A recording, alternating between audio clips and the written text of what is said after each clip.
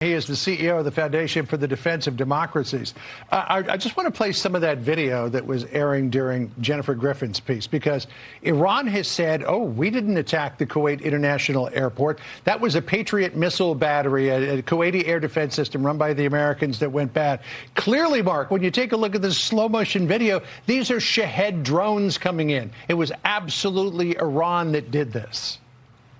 Yeah, of course it was, John. I mean, the regime in Iran is known for its mendacity, but it's also known for taking advantage of the so-called ceasefire to keep striking at U.S. allies, at U.S. forces, and using its terrorist organization Hezbollah to be striking at the Israelis. So I don't know, John, some ceasefire where they're firing at us and we're just taking it.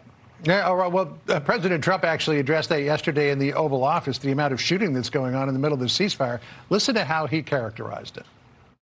Pretty much the way it is, it's a different part of the world. You know, I'd say in that part of the world, ceasefire is when you're shooting in a more moderate manner. Mr. President, yesterday you signed, Mr. President. Not bad.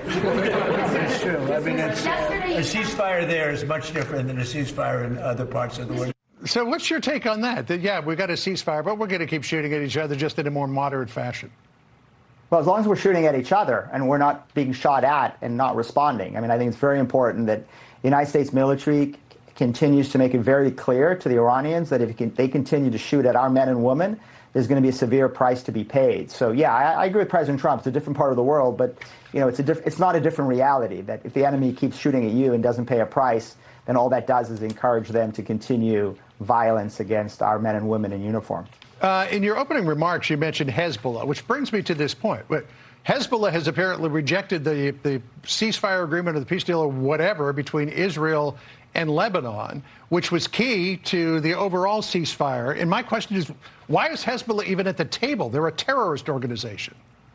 That is exactly right. I mean, they're a terrorist organization that has killed and maimed thousands of Americans over many decades. They should not be at the table. We should not be talking to them. And we certainly shouldn't be talking to their representatives in the Lebanese government and in the Lebanese parliament. I think what we need to do is be defending our ally Israel, but to be taking the fight to Hezbollah. If Hezbollah thinks that we're backing down or we're constraining the Israelis, all they're going to do is escalate, and then there's no chance for a ceasefire. There's no chance for what President Trump is trying to achieve. Mark, you and many other people that I've talked to have suggested that the only way to really arm wrestle Iran to the table and get some sort of a peace deal out of them is to resume kinetic activity and to take out certain strategic sites to put more pressure on the IRGC and the other leadership there to finally capitulate. President Trump is now suggesting that the only way that he would ever do that is if that American forces were killed. This is what the Wall Street Journal ran.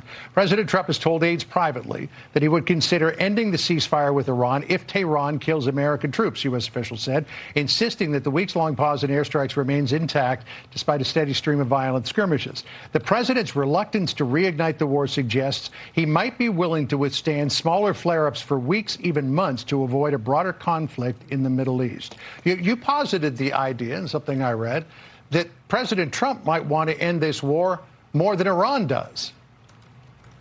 Well, we certainly don't want that to be the perception in Tehran, because if that is the perception, then guarantee you the Iranians will escalate.